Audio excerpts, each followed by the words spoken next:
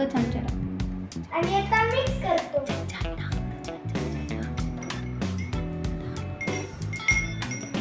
हलवतो.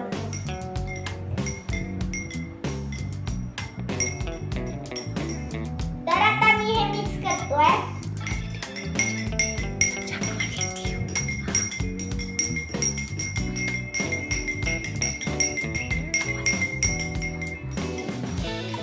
तर आता हे पूर्णपणे मिक्स झालाय. तर आता मी याच्यात टाकतो फूड कलर.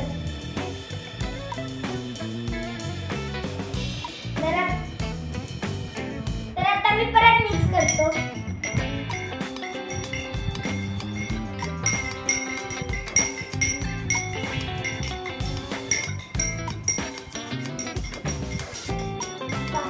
तर हे आता मिक्स झालंय. आता मी टाकणार आहे एकदम मजेशीर